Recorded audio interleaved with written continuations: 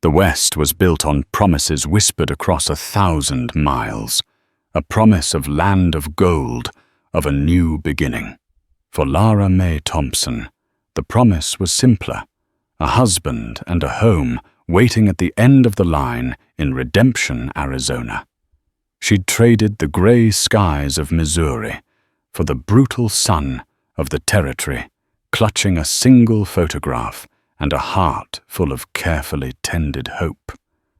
But as the 4-15 locomotive hissed its last breath and pulled away, leaving her alone on the splintered platform, she learned the West's most brutal lesson. Sometimes a promise is just an empty echo in a vast, unforgiving wilderness, and as despair washed over her, a shadow detached itself from the deeper darkness of the alleyway. The year is 1885. The air in Redemption, Arizona tasted of dust sweat and the faint metallic tang of regret. Lara Mae Thompson felt it coat her tongue as she stepped down from the train. Her best traveling dress, a sensible navy blue wool already feeling like a furnace under the oppressive afternoon sun. Her hands gloved in white cotton that was now smudged with soot clutched her worn leather satchel as if it were the last solid thing on earth. For 3 days and 4 nights, that satchel had been her companion. Inside, nestled between her only other dress and her mother's Bible, was the photograph. It showed a man named Mr. Alistair Finch. He was not handsome in the way of city dandies, but his face seemed kind in the stiff, formal pose of the tintype. He had a square jaw, a thick moustache that obscured his mouth and eyes that seemed to squint as though he were already looking into a bright future. His letters had been the true foundation of her hope. They spoke of a thriving mercantile business, a small but sturdy house he'd built with his own hands at the edge of town, and a longing for a companion to share it all with. A town named Redemption, he had written in a steady, elegant hand, is the perfect place for a new start, for 2 souls to build a life away from the ghosts of the past. Lara had plenty of ghosts. The farm in Missouri lost to the bank after 2 seasons of drought and a 3rd of blight. The fading faces of her parents taken by influenza within a week of each other, leaving her utterly alone at 21. Mr. Finch's proposal, facilitated by a discreet advertisement in the Matrimonial Times, wasn't a romantic dream. It was a life raft. She scanned the platform. A few dusty cowboys loaded crates onto a wagon, their movements slow and deliberate in the heat. A portly man with a watch chain gleaming against his vest oversaw the unloading of mail bags. A woman with a parasol hurried her 2 children along the boardwalk opposite. None of them was the man from the photograph. None of them paid her any mind. Lara's heart, which had been a frantic drum against her ribs for the last hour, began a slower, heavier beat. He is merely delayed, she told herself, straightening her spine as her mother had taught her. A man of business has many obligations. She moved to a bench at the edge of the platform, positioning her satchel beside her and folding her hands in her lap. The station master, a reedy man with a permanent squint, gave her a passing glance and disappeared into his office. The cowboys finished their work and sauntered off in the direction of the nearest saloon, their spurs ringing a lonely rhythm on the boards. The sun began its slow, merciless descent, painting the sky in violent streaks of orange and purple. The heat did not lessen. It merely seemed to bake deeper into the parched earth. The shadows grew long, stretching like grasping fingers from the livery stable and the water tower. The town of Redemption, which had seemed bustling from the train window, was quieting for the evening. The sounds of a tinny piano and a burst of rough laughter drifted from the saloon, but the street itself was emptying. Still she waited. Hope is a stubborn thing. It had survived the loss of her family, the failure of her home, and the grueling, uncomfortable journey west. Surely it could survive a few hours of waiting on a train platform. She reread his last letter in her mind, the one that had confirmed her travel. "I will be there on the platform, my dear Lara. You will know me from my photograph, and I shall know you from the description of the blue dress you favor. The sight of you will be like rain in this thirsty land." A lump formed in her throat. She was here. She wore the blue dress. But the land remained thirsty, and so did her heart.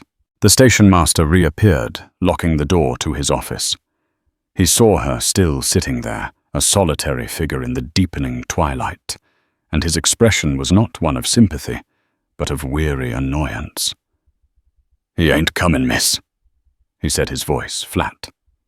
He didn't even stop walking. "Pardon?" Lara asked, standing abruptly. Finch, the man, clarified, jangling his keys. "If he's who you're waiting for, he ain't comin'." "There must be a mistake," she insisted, her voice trembling slightly. "He was delayed, perhaps. Is his mercantile far from here?" The man finally stopped and turned, giving her a look that was a mixture of pity and contempt. "Lady, there ain't no mistake.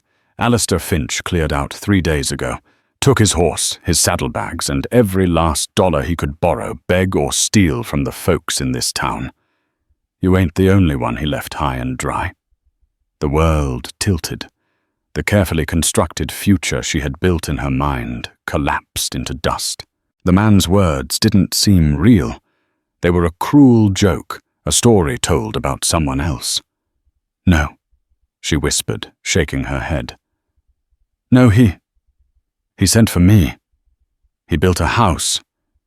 He built a house of cards," the station master grunted, gesturing vaguely toward the town.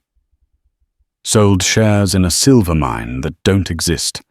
Took deposits for goods he never ordered. Mortgaged a house he never finished paying for. Finch was a grifter, miss. A good one, I'll grant you. Had us all fooled." He seemed to soften for a moment. "Look, you'd best see about a ticket back east on the morning train. Nothing for you here." He turned and walked away, his footsteps fading into the chirping of the crickets. The last sliver of the sun vanished behind the jagged mountains, and the world was plunged into a blue-grey darkness. The finality of it was absolute. There was no delayed business. There was no kind-faced man waiting. There was no house. There was no husband. There was only her 1,000 miles from anything she knew, with less than $3 in her purse and a satchel full of useless hopes. A tear escaped, then another. A sob caught in her throat, thick and painful. She sank back onto the bench, not caring about her dress or her composure. She was a fool. A mail-order fool left on a platform in a town whose very name was a mockery of her situation. The tears came freely now, silent and hot, tracing paths through the grime on her cheeks as she cried for her lost parents, her lost home, and the future that had been a lie. The street was empty. The world was empty. She was utterly and completely alone. And from the ink-black shadows between the assay office and the feed store, a figure emerged, silent as the night itself. He was tall and lean, moving with a fluid grace that was more like a panther than a man. The faint light from the saloon window caught the high line of his cheekbones, the straight bridge of his nose, and the dark, unreadable eyes that were fixed directly on her. He wore buckskin trousers and a simple cotton shirt, his black hair long and unbound. He was an Apache, and he had been watching her for a long time. He took a slow step forward, out of the shadows, and into the faint, dusty light. and he spoke, his voice low and steady, a sound that cut through her desolate sobs. "They will not help you," he said. "They will only blame you." Lara's breath hitched her grief instantly, smothered by a surge of pure, primal fear. Every story she had ever heard, every whispered warning from her journey west, coalesced into the figure standing before her. An Indian, an Apache warrior, here in the dark with no one to see, no one to help. She scrambled to her feet, her hand flying to her throat. Words failed her. Her mind screamed run, but her legs were rooted to the spot, paralyzed. He did not move closer. He simply stood there. His posture relaxed, yet radiating an intensity that was more intimidating than any overt threat. His eyes, dark and piercing, held hers. He had spoken English not with the clipped, broken accent she might have expected, but with a surprising clarity. "You are the woman who came for the white man, Finch," he stated. It wasn't a question. She could only nod, her entire body trembling. "He is gone." The warrior continued, his voice devoid of emotion. "He took their money. Now their pride is wounded. They will look for someone to punish."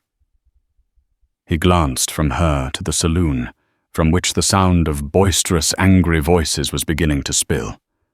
"They will choose you." Before Lara could process his warning, the saloon doors swung open violently, casting a long, drunken rectangle of light onto the street. 3 men stumbled out, followed by a 4th, larger man, who moved with an air of belligerent authority.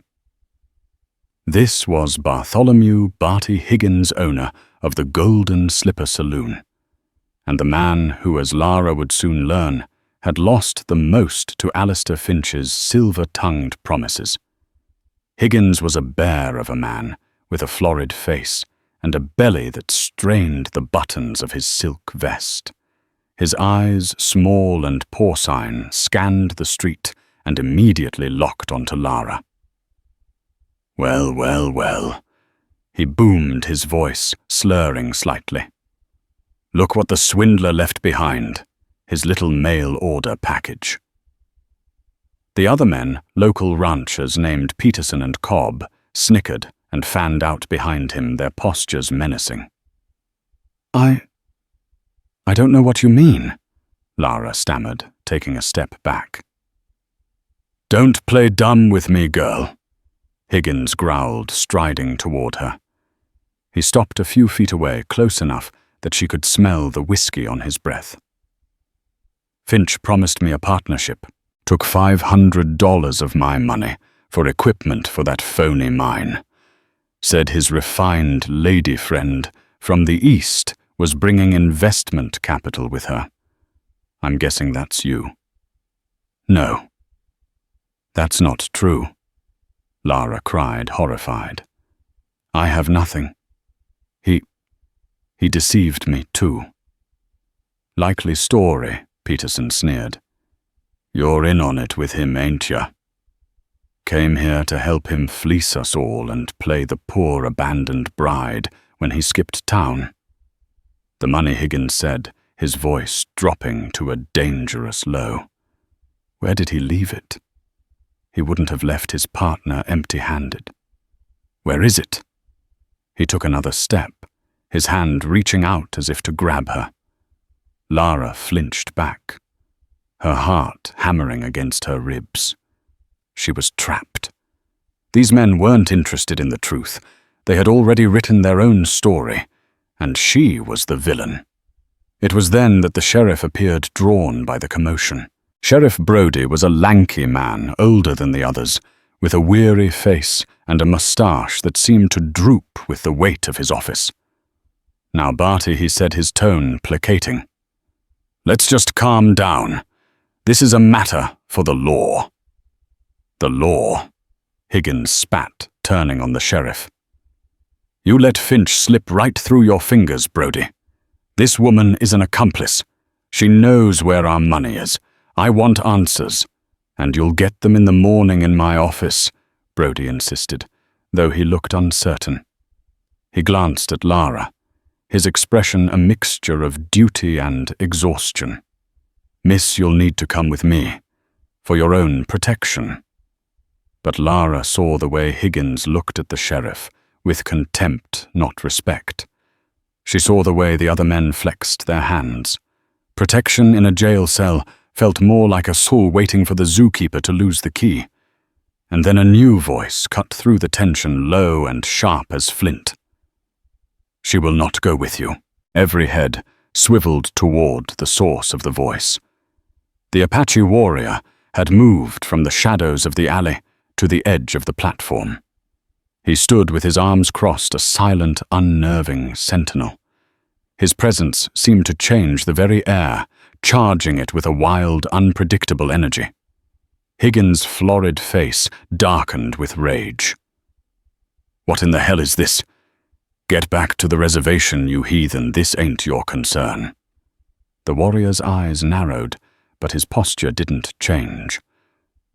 The woman is afraid. You mean her harm. This is town business. Sheriff Brody set his hand, moving instinctively closer to the Colt on his hip. Stay out of it, Kyle. Kyle. The name registered in Lara's panicked mind. Barty Higgins laughed, a harsh, ugly sound. Kyle.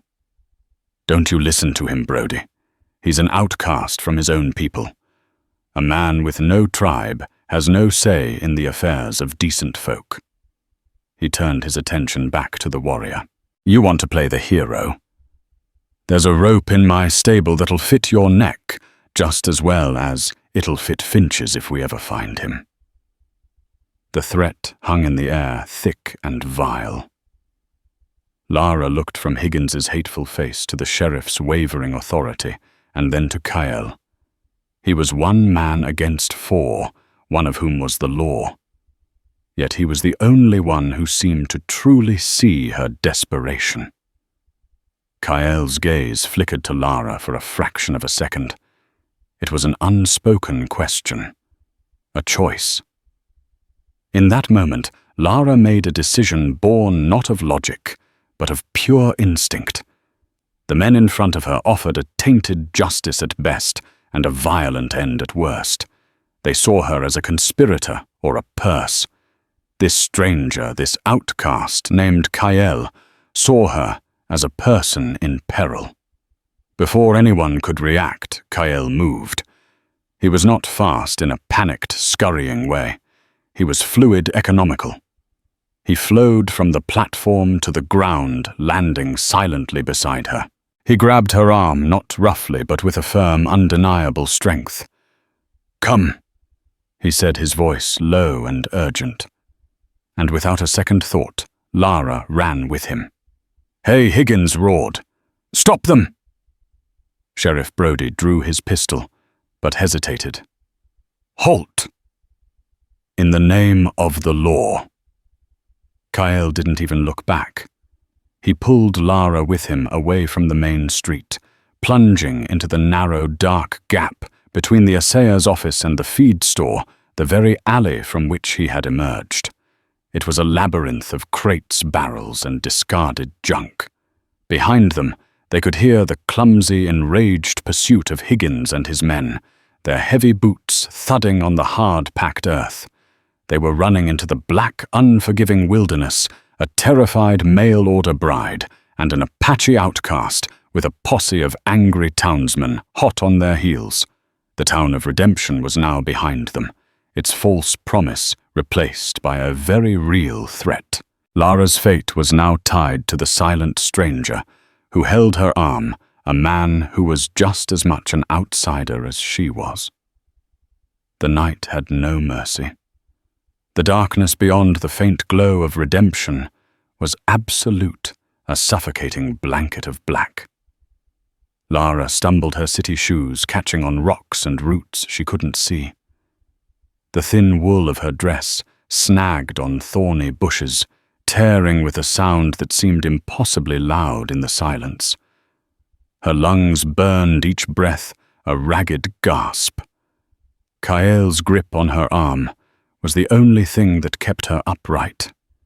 He moved through the landscape as if he were part of it, his steps sure and silent, even as she crashed and fumbled beside him. He wasn't simply running. He was navigating an invisible map weaving through mesquite groves and down into dry, sandy arroyos that shielded them from sight. The shouts of the posse grew fainter, distorted by the terrain, until they were swallowed completely by the vast emptiness of the desert night. After what felt like an eternity, Kael slowed his pace, pulling her into the shelter of a rock outcropping that loomed like a great beast against the star-dusted sky. Lara collapsed against the cool stone, her body shaking with exhaustion and adrenaline. "We are safe," Kael said, his voice as calm as if they had just taken a leisurely stroll. "For now, they will not follow us this far in the dark. They are not hunters. They are hounds who have lost the scent." Lara tried to answer, but she could only pant, her head spinning. She looked at him, truly looked at him for the first time, without the immediate threat of violence clouding her vision. In the faint starlight, his features were stark and noble. He was not the savage of her imagination. There was a profound stillness about him, a deep-seeing intelligence in his eyes that was both unsettling and reassuring. Why she finally managed to rasp out, her throat raw. "Why did you help me?" He watched her for a long moment before answering his gaze, analytical. "I know what it is to be judged by another's crime. I know the look in their eyes, the hunger for a scapegoat." His words hinted at a history she couldn't begin to fathom. He called himself an outcast. Higgins had called him a heathen with no tribe. His reasons were clearly his own and deeply personal. Where are you taking me?" she asked, wrapping her arms around herself. A chill was setting in the desert's duplicitous nature, revealing itself as the day's heat bled away into the high, cold air. "A place they do not know," he said simply. He unstrapped a water skin from his side and offered it to her. "Drink. We must keep moving." The water was warm and tasted of leather, but it was the most precious thing she had ever tasted. It sluiced the dust from her throat and seemed to clear her head. She drank deeply, then handed it back with a grateful nod. He led her on at a slower, more manageable pace. He seemed to know every dip and rise of the land, every game trail, every stony patch that would hide their tracks. He communicated not with words, but with a slight pressure on her arm, to guide her a raised hand to signal a stop. Lara, who had never been more than a few miles from her family's neat Missouri fields, found herself in a world that was both terrifying and strangely beautiful. The stars were brilliant chips of ice scattered on black velvet. The silhouette of a distant saguaro stood like a lonely sentinel. The air was clean and sharp. Their destination was a small abandoned line shack tucked away in a shallow canyon she never would have found on her own. It was a crude dwelling, little more than 4 rough-hewn walls and a patched tin roof likely built and deserted by some long-gone prospector. But to Lara it was a palace. Kael pushed open the creaking door and entered first, checking the single small room before nodding for her to come inside. The interior smelled of dust-old wood and dry rot. There was a broken cot in one corner, a stone fireplace, and a rickety table. It was meager, but it was shelter. It was safety. Kael set to work with an efficiency that amazed her. He gathered dry brush from a sheltered spot outside, and using a flint and steel from a pouch on his belt, had a small, smokeless fire crackling in the hearth within minutes. The tiny flame pushed back the oppressive darkness and offered a welcome, flickering warmth. Lara sank onto the floor near the fire, her body finally succumbing to the full weight of the day's events. The escape, the fear, the crushing disappointment, it all washed over her in a wave of bone-deep weariness. "Thank you," she said, her voice small. "You saved my life." Kael was tending the fire, his back to her. "They would not have killed you. Not yet. They would have tormented you first. Used you." He turned his head, his profile etched in firelight. "There are fates worse than a quick death in this land." The stark honesty of his statement sent a shiver down her spine. "The sheriff, he would have let them. Sheriff Brody follows the strongest wind." Kael replied, his tone dismissive. "And in redemption, Barty Higgins blows a gale. Higgins lost more than whole money to your Mr. Finch. He lost face. He convinced half the town to invest in that phantom silver mine. Now he is the fool, and a man like Higgins cannot stand to be the fool. He needs someone else to wear that face." It all clicked into place. The performative rage, the immediate accusations. It wasn't just about the money. It was about pride. Higgins needed to redirect the town's anger from himself onto her. Lara pulled her torn dress tighter around her knees. "Mr. Finch. Alistair. He seemed so kind in his letters, so genuine." Her voice cracked. "How could I have been so wrong about him?"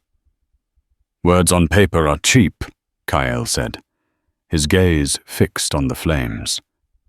"A man can be whoever he wishes when he is 1,000 miles away." "You saw what you needed to see." His words were not unkind, but they were sharp, cutting away her last illusions. She hadn't been in love with Alistair Finch. She had been in love with the idea of him, the promise of salvation he represented. She watched Kael as he sat back on his heels, a silhouette of quiet strength against the dancing flames. He was a puzzle of contradictions, a warrior who spoke with the vocabulary of an educated man, an outcast who showed more honor than the town's supposed leaders. He had saved her, but she knew nothing about him. "Who are you, Kael?" she asked softly. He was silent for so long she thought he wouldn't answer. Then he spoke, his eyes still on the fire. "I am a man who was born on the mountain. You see to the east," he said, his voice a low murmur. "I learned your language from a man of God who believed words could bridge the canyon between our peoples. He was wrong. The canyon is too wide." He paused. "My people. They believe the spirits of our ancestors reside in the old ways in the traditions. I asked questions they did not want to answer. I saw a future they refused to see. They said my heart had been poisoned by the white man's tongue. They cast me out." He fell silent again, the confession hanging in the small room. He was a man caught between two worlds belonging to neither. Just like her. She who was no longer a Missouri farm girl, but not yet a woman of the West. She was adrift, and so was he.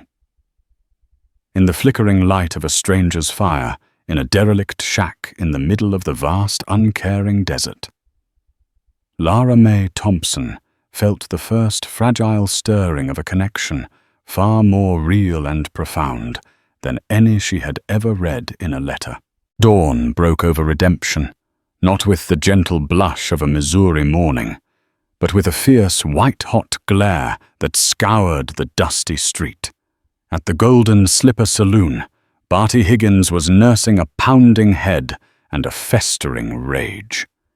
The escape of the girl and the Apache was an intolerable insult, a public display of his impotence.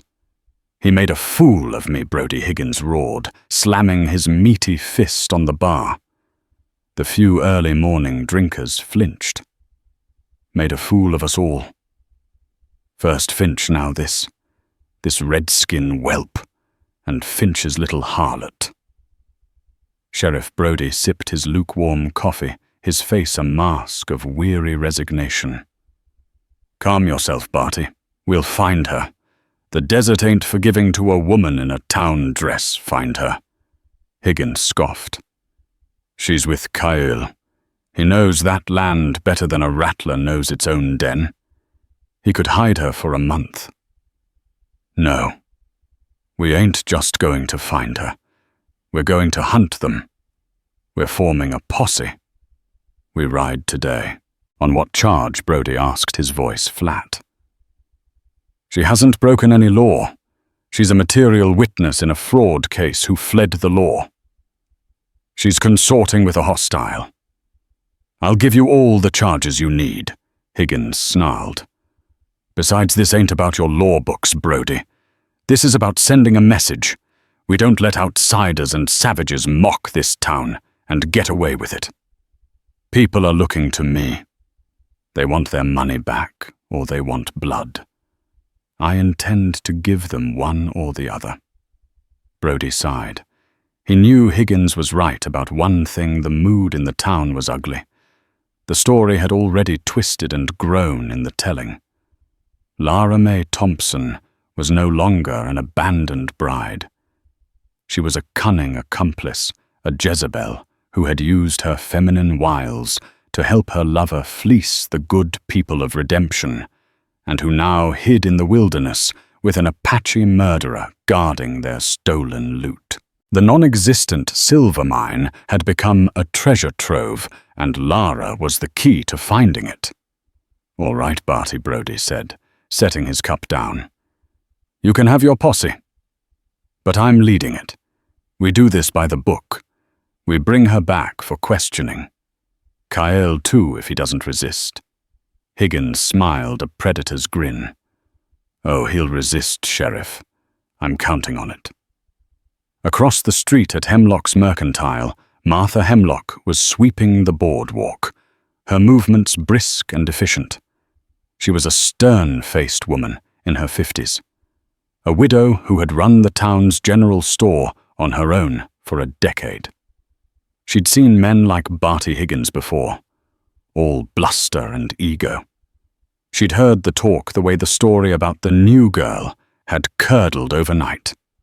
Peterson, one of Higgins's cronies from the night before, swaggered over from the saloon. "Mornin', Martha. We're riding out. Gonna go fetch that thieving woman and her Apache boyfriend." Martha paused, her sweeping leaning on the broom. Her eyes were sharp and missed nothing. That what she is now, a thief. Last night she was a jilted bride. You men change your minds faster than the wind changes direction. Peterson flushed. "She's with Kale, ain't she?" "That proves it. No decent woman would run off with a savage like that."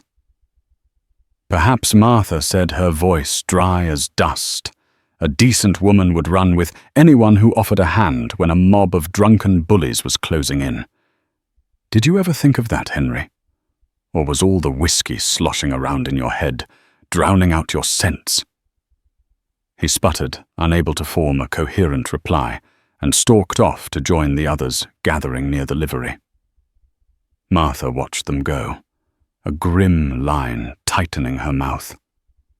She didn't know the girl, but she knew injustice when she saw it. And she knew that Kyle, the quiet outcast, who sometimes traded pelts for flour and salt, had more quiet dignity in his little finger than Barty Higgins had in his entire bloated body.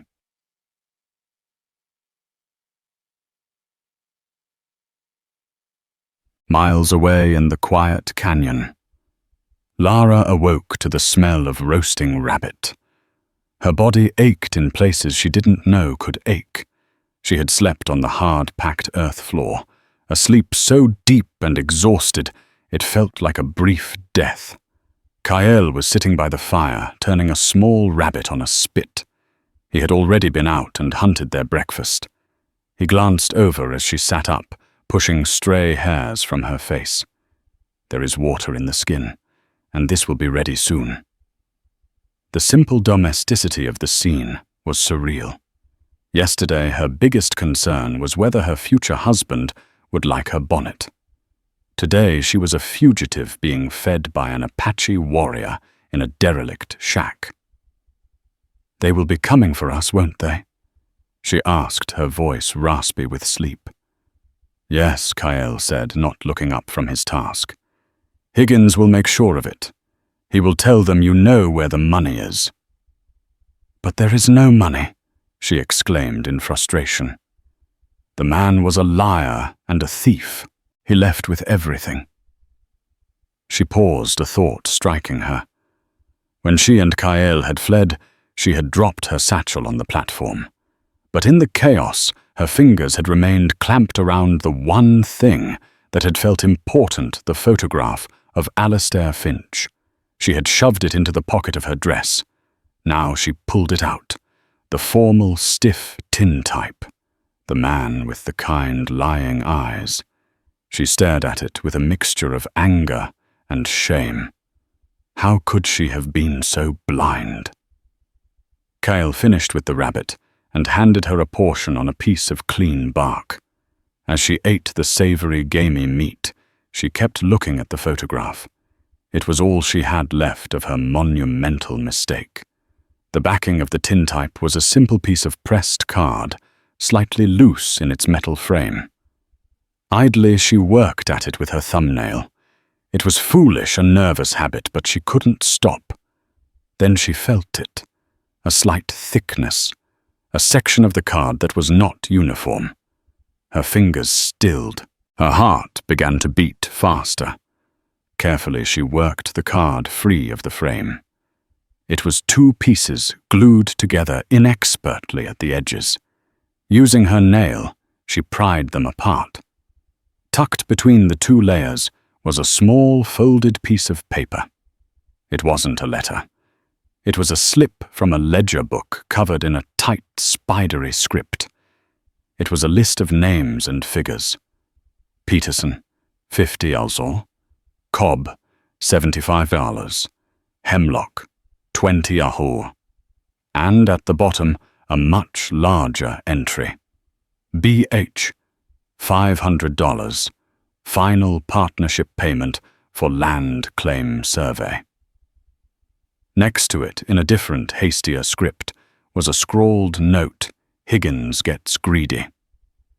The land title is cleaner than he knows. Time to go. The girl arrives on the 4:15. She'll make a fine distraction. Lara's blood ran cold. B.H. Higgins, a partnership. He wasn't just a victim. She whispered, her voice trembling as she stared at the paper.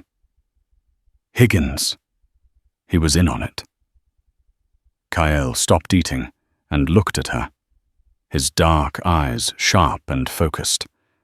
She read the damning words aloud.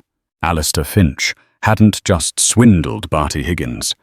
He had been his secret partner in a larger scheme likely to defraud the very men they were now leading in the posse. The non-existent silver mine was just a cover story.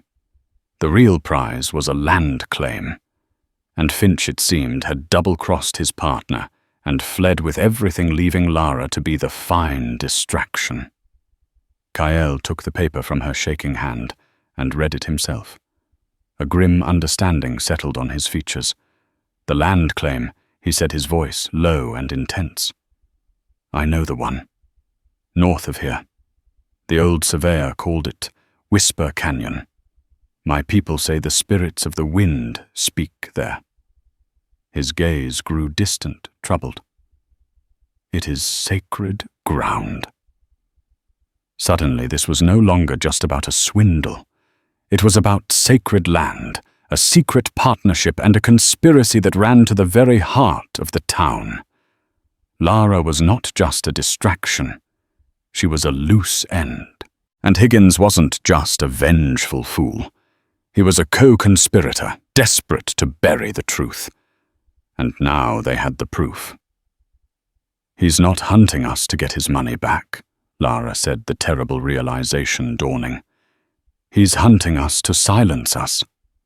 Kyle nodded slowly, folding the piece of paper and handing it back to her. "Yes," he said, "and now we are no longer the hunted. We are the witnesses." The small piece of paper changed everything. It was no longer a matter of simply hiding. The ledger slip was a weapon, but a useless one if they were found and killed before its story could be told. Lara stared at the damning script, the names and numbers a testament to a deep-reaching betrayal. Finch hadn't just been a lone wolf. He'd been in the henhouse with the fox. "This changes nothing about our immediate problem," Kyle stated, pulling her from her thoughts. His pragmatism was a splash of cold water. "Higgins will still come. He will come with more fury now if he suspects you could know anything. But don't you see, Lara insisted, a new unfamiliar fire kindling in her chest. This was not the meek, hopeful woman who had stepped off the train. Desperation had stripped away her illusions, and the truth was now forging something harder in their place. "We can't just run. If we run, he wins. He'll paint me as the villain forever, and he'll get away with it. This is the only thing that proves my innocence. It proves his guilt." Kyle studied her, his expression unreadable. He saw the shift in her, the terror being replaced by resolve. To prove his guilt, you would have to speak it, and the only man who wears a badge in this territory believes you are the criminal. "Then we have to convince him otherwise," she said, her voice gaining strength. "Sheriff Brody, you said he follows the strongest wind. We have to become the wind." It was a bold, almost reckless idea. But the alternative, a life spent looking over her shoulder forever, branded a thief and an accomplice, was a cage she refused to enter. "First we must survive the day," Kyle said, standing up and scanning the rim of the canyon. The sun was higher now, beating down on the rocks. "This place is a good shelter, but a poor fortress. We must move." He packed their few belongings, the water skin, the remains of the rabbit, his flint and steel. Lara carefully folded the ledger slip and tucked it deep within the bodice of her dress, the paper scratching against her skin like a secret promise. As they prepared to leave, Kyle paused, picking up the tintype of Finch that Lara had discarded. He looked at the image of the swindler, then back at the crude shack. "This shack," he said thoughtfully. "The man who built it. He chased a dream, just like you. He dug for gold, found nothing but dust, and walked away. This land is full of the ghosts of such dreams." He looked directly at Lara. "Your dream of Mr. Finch is a ghost now. You must let it go. Your life is not what is behind you on the train tracks. It is here, now, in this canyon." His words struck a deeper chord than any sermon she had ever heard. He was right. She had been mourning a life that was never real.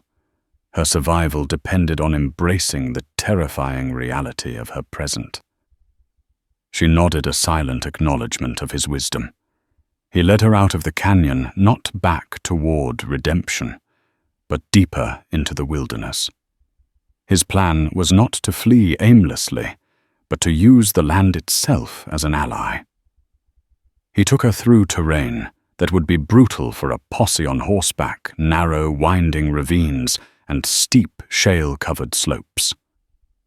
He moved with an innate understanding of the country, showing her how to walk on rock to leave less sign, how to read the sun for direction, how to listen to the birds for warnings. Hours passed. The heat was a physical weight. Lara's dress was in tatters. Her face sunburned, her hands raw. But she did not complain. She watched Kyle learn from him and drew on a reservoir of strength she never knew she possessed. The Missouri farm girl who had feared a callus on her hand was gone. Late in the afternoon, from a high ridge, they saw them, a dust cloud in the distance crawling across the desert floor. The posse. A dozen riders led by a large man on a dark horse, Higgins. Even from miles away, their intent was clear. They were fanned out, a hunting party, relentless and determined. They are moving faster than I thought. Kyle observed, his voice tight. Higgins is pushing them hard. They have horses, and we are on foot. Lara said, her heart sinking.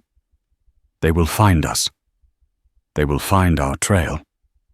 Yes, Kyle corrected. But where the trail leads, that is our choice.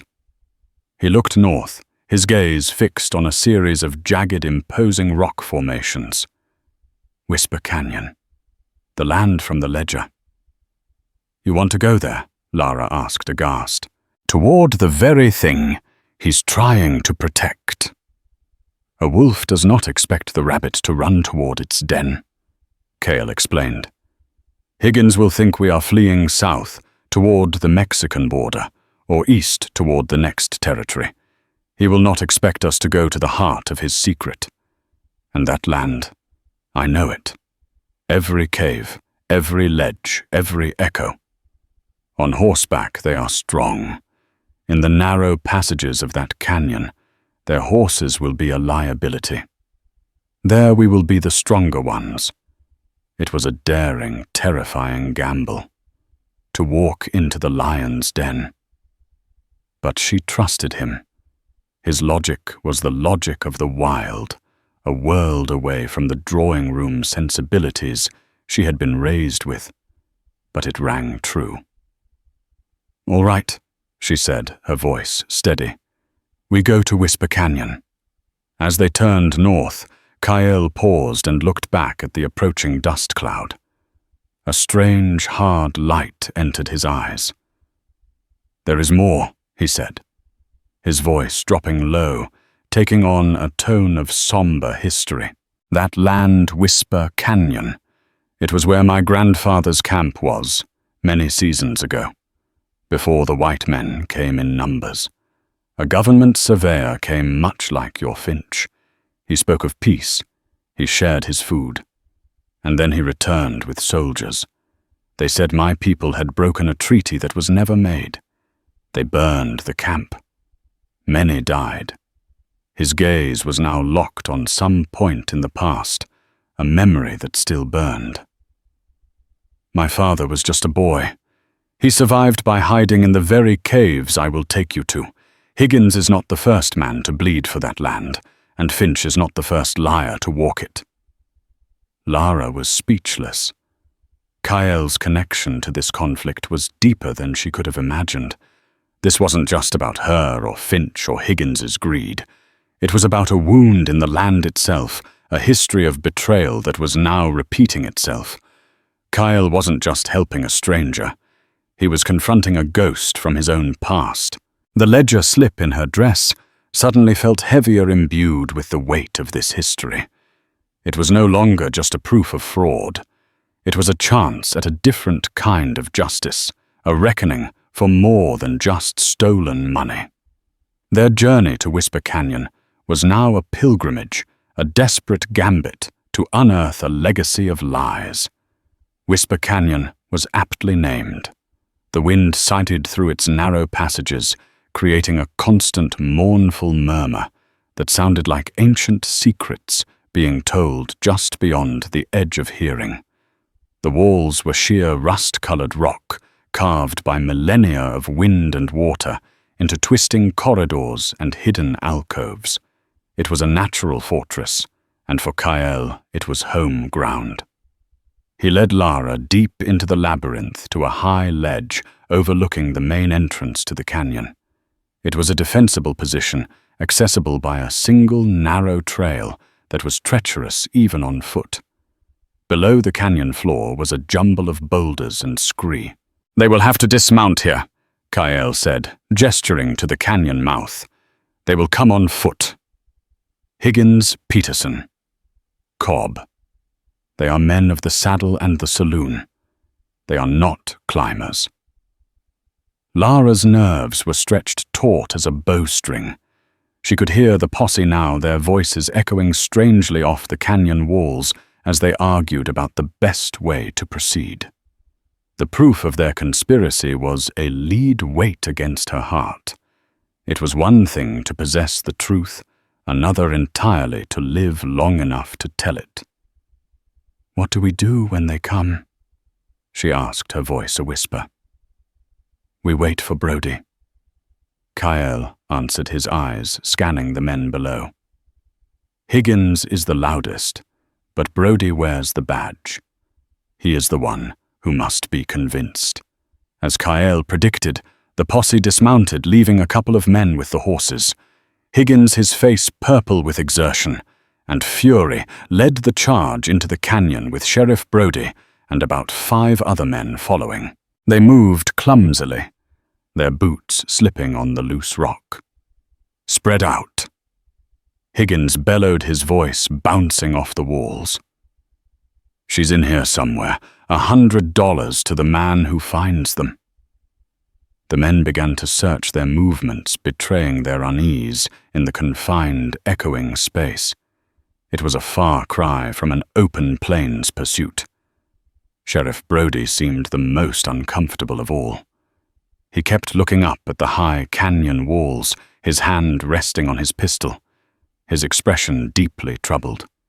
This was not law enforcement. This was a vendetta. Kyle chose his moment. When Brody was momentarily isolated from the others, Kyle stepped to the edge of the ledge. "Sheriff Brody." His voice rang out clear and commanding. It echoed through the canyon, freezing every man in his tracks. Higgins and his men whirled around, their guns drawn, searching for the source. Brody's head snapped up, his eyes widening as he saw Kyle standing high above him, a rifle held loosely in one hand. "Kyle, give it up," Brody yelled, his voice strained. "Send the woman down. No one needs to get hurt. The only one who means to hurt anyone is the man beside you." Sheriff Kyle called back. "Lies." Higgins roared, spotting them now. Lara, her heart pounding, moved to stand beside Kyle, determined not to be seen as a cowering captive. "He's a savage murderer, and she's his partner. Shoot them." "Brody, hold your fire," Brody commanded, waving his men down. He squinted up at the pair on the ledge. The woman didn't look like a hardened criminal. She looked terrified, yes, but also defiant. "What do you want, Kyle? We want justice." It was Lara who shouted, her voice trembling but clear. "The real story. You have been lied to." "Sheriff." "She's lying." Higgins screamed, his face contorting with rage. He was starting to lose control, his carefully constructed narrative unraveling. "Don't listen to her. Let her speak." Barty Brody said, his tone sharp. He looked back up. "All right, miss. Tell your story. But if this is a trick..." Lara took a deep breath, the desert air searing her lungs. Alistair Finch did not act alone. He had a partner right here in Redemption, a man who planned to swindle all of you in a fraudulent land deal. Finch just decided to take all the money for himself and run. A murmur went through the posse. Peterson and Cobb exchanged nervous glances. "She's delirious," Higgins yelled, taking a step forward. "She's making it up to save her own skin." "Am I?" Lara called, down her voice ringing with newfound power. Then ask Mr. Higgins about his partnership payment of $500. Ask him about the land claim for this very canyon. The silver mine was a lie to distract you while he and Finch planned to steal this land. I have the proof. She reached into her dress and pulled out the folded ledger slip. She held it up. It was a tiny speck of white from where they stood, but it was a potent symbol. The canyon fell silent save for the whispering wind. All eyes turned to Barty Higgins. The color drained from his florid face. The men he had led, the men he had inflamed with stories of a thieving woman and a savage, were now looking at him with dawning suspicion. Proof, Peterson muttered, looking at Higgins. What's she talking about, Barty? It's a forgery. A trick. Higgins blustered, but the denial was hollow. His panic was palpable. He saw the tide turning, the posse dissolving into a confused, suspicious mob that was no longer his to command. His gaze, filled with murderous rage, locked onto Lara. She was the source of his ruin. With a primal roar, Higgins raised his pistol. "I'll silence you myself, you lying witch!" he fired. The shot cracked through the canyon, deafeningly loud. But Kael had moved in the split second before Higgins pulled the trigger. He shoved Lara back behind a rock outcropping as the bullet ricocheted off the stone where she had been standing, spraying chips of rock. That single shot broke the spell. It was no longer about words or proof. It was attempted murder, plain and simple, right in front of the law. Higgins no Brody yelled, but it was too late. Kael didn't hesitate. His own rifle came up, not in a wild shot, but with practiced, deliberate aim. He did not fire at Higgins, but at the rock face just above him. The bullet struck the shale, and a shower of stone and debris rained down on Higgins and the men closest to him. They cried out in surprise and pain, stumbling back, their attention completely diverted. In that moment of chaos, Sheriff Brody made his choice. The wind had changed direction. He saw Higgins not as the town leader, but as a violent conspirator, a man willing to kill to hide his crimes. His duty, so long bent to Higgins's will, finally snapped back into place. "Barty Higgins! You're under arrest!" Brody shouted, leveling his own Colt at the saloon owner. Higgins, his face a mask of disbelief and fury, stared at the sheriff, and then back up at the ledge where Lara and Kael stood. He was cornered, exposed. With a final desperate curse, he turned and scrambled back down the canyon path, hoping to get to his horse and escape. But Peterson and Cobb, the very men he had duped, now moved to block his path. Their faces were grim. They had been made fools of, and their loyalty to Higgins had evaporated with Lara's revelation. The standoff was over. The truth shouted from a high ledge in a lonely canyon had won. Lara leaned against the rock, her legs weak with relief, the precious ledger slip still clutched in her hand. Below, Sheriff Brody was disarming a defeated and sputtering Barty Higgins, his short-lived reign as the King of Redemption having come to a sudden and dramatic end. Kael stood beside her. His rifle lowered his gaze, fixed on the scene below. A silent guardian, a keeper of history, and the architect of her impossible victory. The return to redemption was a somber procession. With Barty Higgins in shackles, the posse's righteous anger had curdled into shame. Sheriff Brody, humbled before the entire town, locked Higgins in jail and offered Lara a formal, heartfelt apology. Before she could even wonder where she might sleep, Martha Hemlock stepped forward, her stern face softened with respect. "The girl will stay with me," she announced, silencing the murmuring crowd. "I have a clean room above the store." In Within an hour, Lara had gone from a fugitive to a ward of the town's most honorable citizen. In the days that followed, the ledger slip did its work.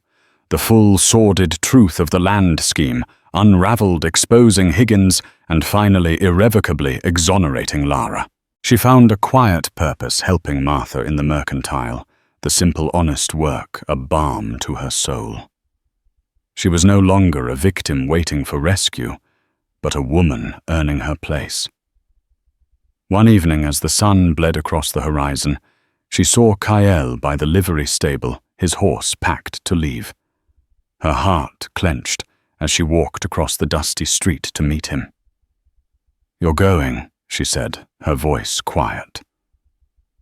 "My path does not lie in this town," he replied, his gaze on the vast desert. He turned to her, his dark eyes searching her face. "And you?" "Lara Mae Thompson. Will you take the train back to your green Missouri?" Lara looked from the cold steel of the train tracks to the raw, beautiful land that had tested and forged her. The woman who had arrived on that train was a ghost. "No," she said, her voice solid and sure. "I think I'm home." A rare, small smile touched Kyle's lips, a silent acknowledgement of the strength he saw in her. "It is a hard land to make a home in."